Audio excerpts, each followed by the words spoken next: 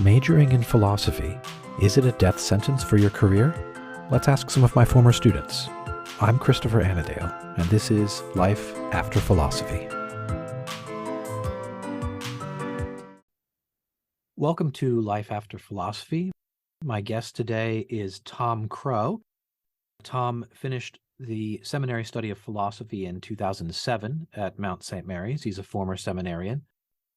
He works as a Montessori elementary guide now, lives in Ohio, I believe, and is the host of the American Catholic History podcast.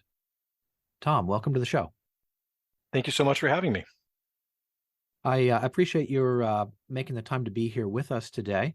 As the title of the podcast, Life After Philosophy, indicates, I'm interested in hearing from you what your experience has been like in the, I guess now 16 years since you finished the... My gosh. I know. Yeah, I know. It blows us all away. You right? put it like that. 16 years since you finished classroom study of philosophy. Right. What's your life been like? And now looking back after, I'm sorry to say it again, a decade and a half of life experience and living, how has that been shaped by the kind of work and the kind of formation that you did back then? Go ahead. Right. Well, I thought that just occurred to me, it's almost funny to call it life after philosophy, because if a person really dives into philosophy, then they don't have a life after philosophy. It's life with philosophy. And because that's really been my experience. I did the 2 years of pre-theology and then 1 year of theology.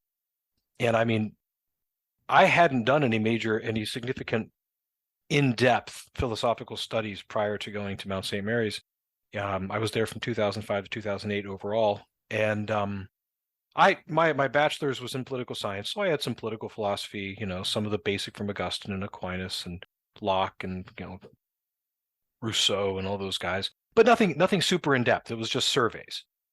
So we'd read a few paragraphs from something, but not really wrestle with the whole context of what they were doing. But then when I got into seminary and did those 2 years pre-theology, it just blew my mind, getting into, going all the way back to Parmenides, like, wait, people were asking these questions? That's amazing, This was the foundation of asking these questions, and then you build up from there, and you build up from there, and you build up from there, and then all of a sudden you're discussing monads, and like, what the heck is a monad, And then you get into Heidegger, and it's like, oh, dude, you're just thinking too much, And then the progression of it was just amazing. The amazing thing was not just the way it built up like that, but then the way the different schools diverged, the way that people went in these different directions. Like some of them might have talked about multiple different areas, but then some of them focused on others, and some of them focused on others. So seeing all that was just mind blowing. It was an entire way to look at the world that I had never thought of before. And it was incredibly helpful. I didn't go through all the way with seminary and get ordained. My wife and I have been married for 6 years now. Congratulations. But thank you. What it did for me after school. So after I left Mount St. Mary's, I moved to Steubenville and I got a job at Franciscan University. And I worked in the marketing department there for 12 years. And just, being there, I already had a bit of a background in sort of being a wordsmith and being a political communicator. That's what I had done, sort of spin and political communications is what I had done prior to entering seminary. But then once I was at Mount St. Mary's and I had a much more firm foundation in what the church teaches and philosophy, and I was able to take that approach to what I was doing at Franciscan. But it is the case that what I'm doing now, teaching elementary Montessori at Hilltop Children's House, a school my wife and I co-founded more than 5 years ago now, here in our neighborhood in Steubenville. What we're doing here, and I've been the guide. This is only my first year being the elementary guide. Yeah, so my mind just went down all the conversations I've had with the kids, because anybody, I'm going on tangents and tangents, but what's philosophy if not tangents on tangents quite frequently? A lot of what we discuss in elementary is the big questions. So, early childhood education, the kids are just taking in raw data about the world. Their sensory development, their intellectual development is all about just basically, the way to describe it is they're just taking in raw data. When they get to about 6 or 7 years old, they enter what Maria Montessori called the second plane. The second plane is where they move from taking in that raw data, and now they're analyzing it, and they're synthesizing it, and they're saying, okay, this is this way, this is this way. Why? What's the difference? Why is there a difference? And in elementary, we go through these 5 great lessons, and the whole education in elementary is based on this. It's based on the 5 great stories that start from the God with no hands, the story of creation. God created with no hands. And then you go through that, and that's just the creation of the cosmos prior to there being life. And then the second one is about the coming of life. And why did God create life? Well, he created life. This is the reason why God created life. And that one ends at just before the coming of man. The third one is the coming of man. And this is where things get really interesting with philosophy, because when it comes to the coming of man, you're talking about what sets man apart from every other animal. It's 3 things: our hands, as one of the great stories among my seminarian classmates, tangent on a tangent, was Dr. Gertrude Conway. We had her for contemporary philosophy, and she was waxing eloquent about, of course, this is contemporary, so we're talking about language, because everything becomes about language, just a word game anymore. She's talking about language and how different languages have different words for different things. That indicates how what value they put on things. And in Farsi, because her husband was Iranian, in Farsi they have this word for this top digit of your finger, and the word is banan. And she's waxing eloquent about the banan and how this indicates the great importance they put on the banan. And I'm sitting in the back of the room, just sort of like, yeah, I get it, okay, let's move on. And she's just gushing about it. And one of my classmates, this hayseed from Kansas, great guy, Jeremy Huser. I actually saw him a couple years ago. He's a priest out in Kansas. He's sitting in the opposite corner of the room, and he turns and looks back at me, and in this deep, piercing voice, he says, "Well, Tom, sorry," because of course I cut off a finger. So that was one of the best moments. But Oh no. But talking about all these things and where this all develops. You talk about what makes the difference. So first one is our hands. We're able to do things. Second one is our intellect. And the third one is our ability to love. Like, we can talk about dogs love their offspring. Gorillas love their offspring. But even if we allow that is similar to human love, the one thing they don't do is love dogs or gorillas on the other side of the world. They can't have this cosmic love. They don't have the concept of loving things beyond their immediate circle. So these 3 things, and then that leads into a whole discussion, and it did, and this is wonderful, leads into a whole discussion of, okay, well, what does that mean that we have this ability to love and we have this ability to reason, and what does that mean for fairness and justice and all these things, and the economy and what we owe to each other, of course, justice, and what we owe to the world, etc. And that was a wonderful discussion to have with the kids. Yeah. So yeah, I've one question if I could break in with. I'm yeah. not familiar with Montessori. My wife and I have homeschooled our kids for many years, but not in the Montessori method. I wonder, it sounds, what you're describing sounds very much like what I would call a kind of a theory of the whole. Yeah. Sort of classic. We call it cosmic education. In elementary Montessori, it's called cosmic education. Is this the kind of thing that kids respond well to? Do you find that kind of philosophical sophistication at that age? Absolutely. And this is the age, because this is 6 to 7 years old is when they transition into the second plane. The second plane is all about asking these questions, these why questions. They're stepping away from external order, and they're stepping into trying to figure out their internal order. They're figuring themselves out as an individual as opposed to their family. They are starting to form social bonds that are not within the family. They are developing their sense of justice, their sense of morality. This is when it's happening. So if this is the age to get them, and this is what the other side knows too, this is the age to really get them so that they develop a proper sense of what's right and what's wrong and why, not just what's right and wrong, but why. So it's vitally important that you bring this to them at this age. So those conversations were fascinating. Yeah, I've talked about bringing philosophy back into high school or middle school education. It hadn't occurred to me that you could do it as early as the ages you're talking about in elementary. Oh yeah, no, I had to chuckle because just one example, there were 2 different times this year when board game design broke out in my class. Like one kid decided he wanted to design a board game, and he started drawing it out and coming up with the rules and what the different spaces meant and how you could the cheat codes essentially where you could jump ahead, and the ones that sent you back and go to jail and blah, blah, blah. Yeah. And I sat down with them and I said, okay, well, explain this game to me. And then like a bunch of other groups decided, oh, I want to make a board game too. Like, great, go for it. But I had the same conversation with each of them and started with this one. I said, okay, explain the rules to me. And he's explaining them, and I'm asking questions about strategy based on the rules. And well, if this is the rule, then why would a person go over here? They could just go over here and avoid that entirely. So you need to do something to actually give them a reason to go over there, or they're never going to. It makes no sense. And I'm going through all this and asking about this. And then I said, okay, so have you written the rules down? No, because of course that's extra work. He doesn't want to write them down. Like, well, if you haven't written them down, then they're not rules. They're just what you think the rules are going to be. So if you're playing this game with somebody else and you've told them what the rules are, but then you get to a point where there's somebody's not sure about something, nothing's written down, so they have to ask you, but then you can say, well, no, this is the rule. And they say, but wait a second, I thought this was the rule. And then all of a sudden there's a discrepancy about the rules. And since you are the rule maker, you can just change it because it's not written down anymore. So all of a sudden here I am realizing, oh my gosh, I'm discussing Aquinas's treatise on justice and law with 7-year-olds. I was thinking a lot of political philosophy implications Yes. there about the promulgation of the law and the written constitution. Right. If it's not written down, it's not a just law. People don't have to listen to it. So fantastic. They Wow. can't.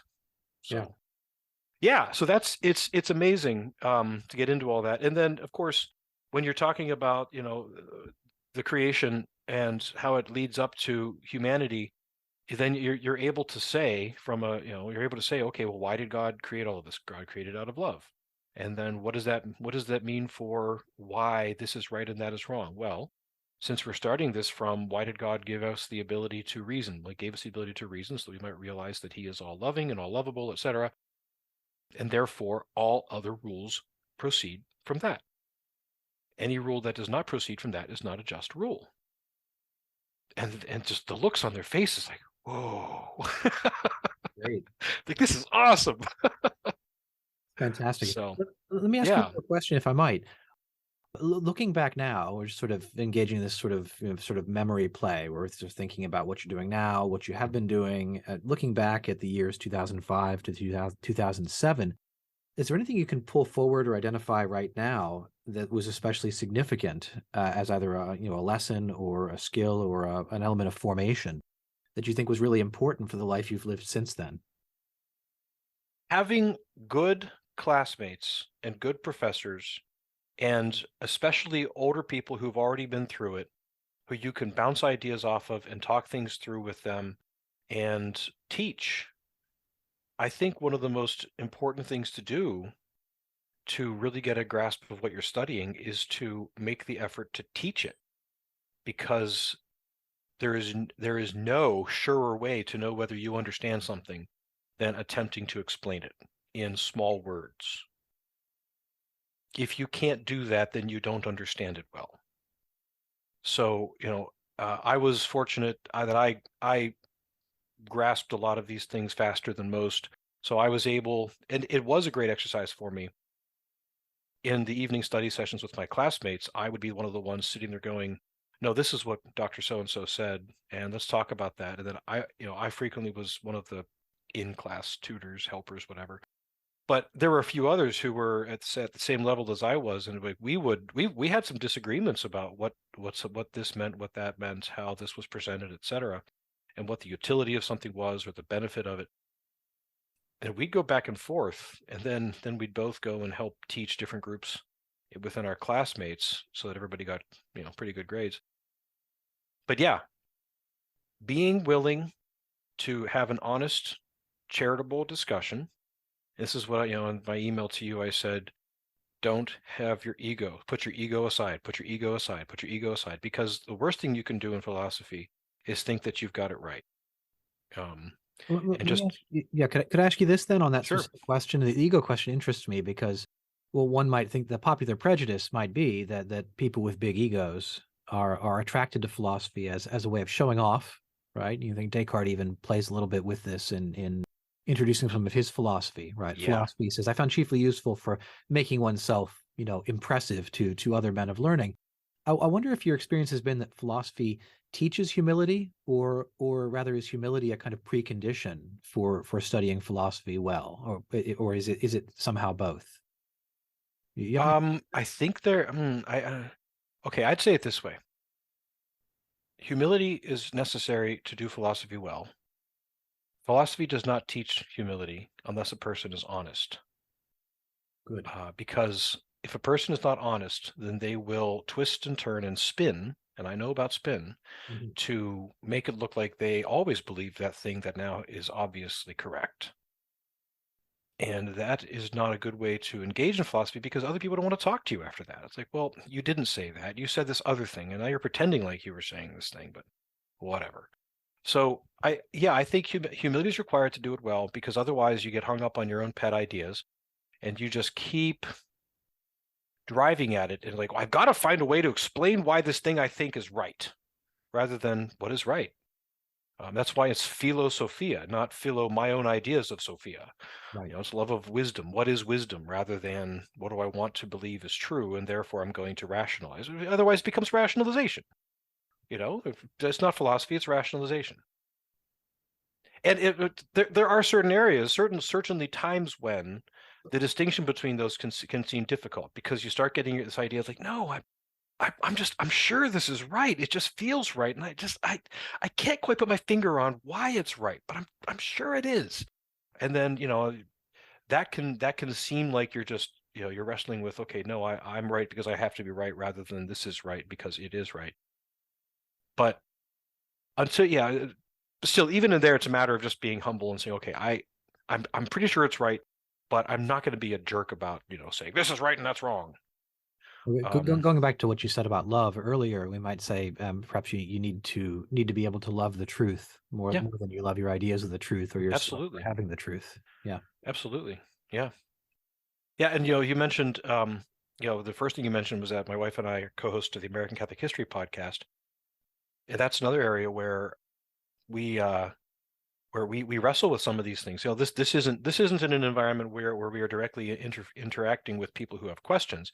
This is us looking at the history of the United States, the Catholic Church in the United States, and saying, there are some episodes and some parts of our history that are we're not quite as proud of as others.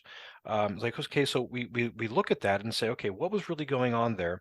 And it's not so much to say, how can we rationalize their behavior? How can we make them look good? It really is saying, well, what were they thinking? So, one of the most significant issues, thorniest issues, is the question of slavery. And there certainly were some who espoused some very unchristian notions of the intelligence of Black people, the potential for intelligence of Black people, of the slaves. Then there were others who had a view of they basically said, we're not sure if they have the capacity for greater intelligence, but regardless of that, they should be treated well, and they should be educated, and they should be catechized, and they should be given the sacraments, etc. And then there were others who said, no, slavery should be ended.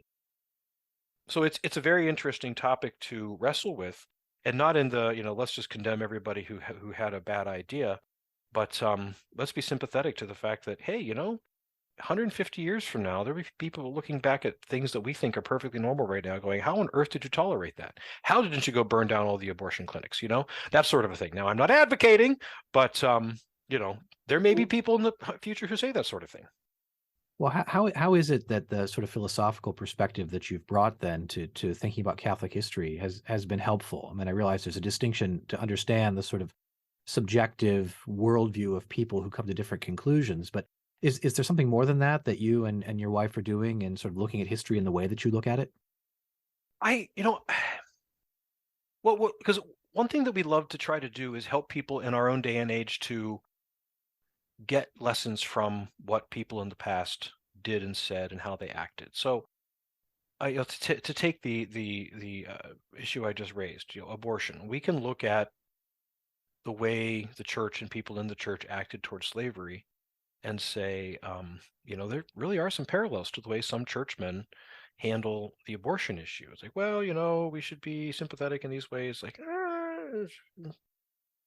but we really try to say, let's look at what they were going through, and first of all, recognize that we have a much more incredible history as Catholics in this country than anybody realizes. even more than, Noelle and I realize, and we're probably some of the country's best experts on the topic at this point, 170 episodes in. But also just to say, okay, what lessons can we learn? How did they wrestle with these things, and how can we wrestle with them? What lessons can we take, and how can we wrestle with our own issues of this day in a similar way? It sounds like, as with much philosophy, that the question of self-knowledge really sort of precedes and grounds the attempt to understand something as complex as history. I mean, unless you're understanding yourself and your own sets of valuations and interpretations and what you bring to the table, you're not really able to look at something as even something as simplistically expressed as the facts, and actually draw a lesson from them. Right. Yeah, there was, I'm forgetting the name. Somebody said of a poet, unless the man be known, the poetry remains obscure. Well, I mean, in a lot of ways, that's true of philosophy as well, and when you look at the philosophy of like, to take an extreme example. Oh, shoot, I'm forgetting the very obvious name. I want to say Montesquieu, but it's not Montesquieu. It's the other M name from Italy, the prince. Machiavelli. You take a guy like Machiavelli, he really was just trying to rationalize why they should keep him around. So like, oh no, you're great, and you're doing everything great. Keep supporting me. But then you go the other direction. You have somebody like Pascal or Kierkegaard, who they really were like, no, I have this deep love, and I'm trying to figure this out, or get as close as I can. And then you go to those who blended philosophy and theology, and you have Bonaventure. It's like, oh my gosh, this blows your mind. So yeah, like learn about the person and their situation, and what questions were they responding to, what promptings, what was happening in the world around them that laid the groundwork for their thinking. What was their family life like? What was their, as best as you can determine, what was their moral life like? Were they just trying to rationalize their passions? Who knows? A friend and I have a joke that there are fewer, they make fewer philosopher saints than they used to. Although perhaps the last half of the 20th century has given us more hope on that score than we have had. Yeah.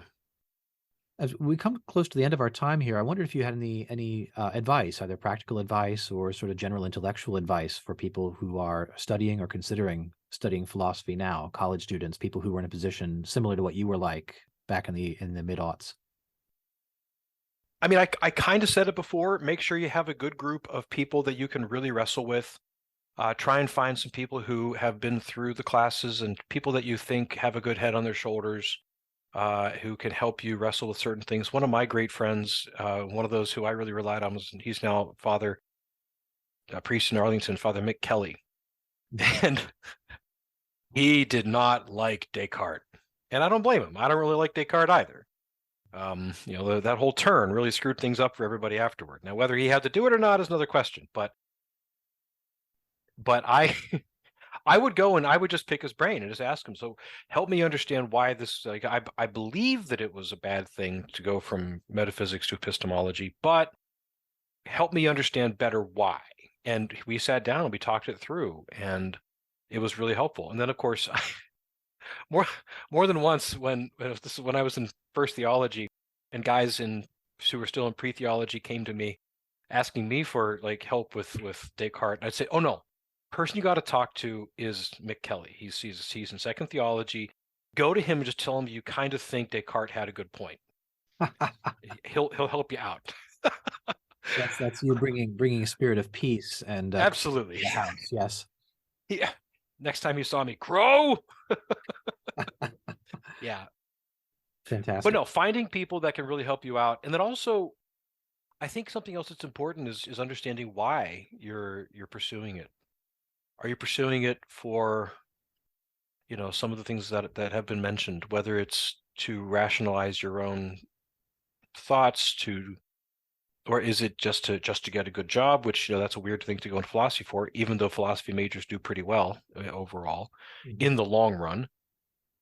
Or like, why? What are your motivations? And make sure your motivations are pure and right.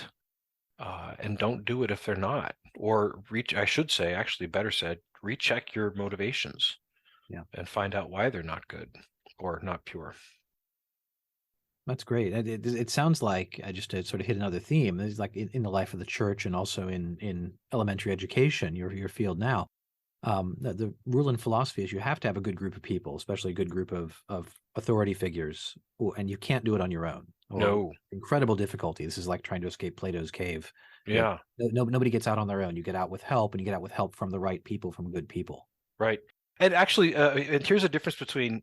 So one of the things I had to grapple with when I went into philosophy at Mount St. Mary's was the difference between a conventional education setting and the way a philosophy class really ought to work, where there's more discussion, there's more give and take. Now, of course, some people try to dominate and filibuster, and that has to be dealt with. But having a discussion rather than just and I'm sure this is something you struggle with, given different class sizes and class compositions. How much do you lecture? How much do you discuss? And then, of course, there's the topic. It's like, no, I've got a lot to get through today. I just got to get this out. There are days where it's like, there's not much. Let's talk about this. So I'm sure there's a lot of balance there even for you as a professor. But finding good professors, finding a good group that you can really wrestle with, finding a good, quiet place where you can do the wrestling. Yeah, those are invaluable. You're really putting yourself behind the eight ball if you don't find those things. That's great. Thanks very much, Tom. Absolutely. Okay, our guest today has been Tom Crowe. He's the host of the American Catholic History podcast. I'll put a link to that in the description of this episode. I really appreciate you taking the time to appear with us today, Tom. My pleasure. Take care. Bye. You too. God bless. Bye.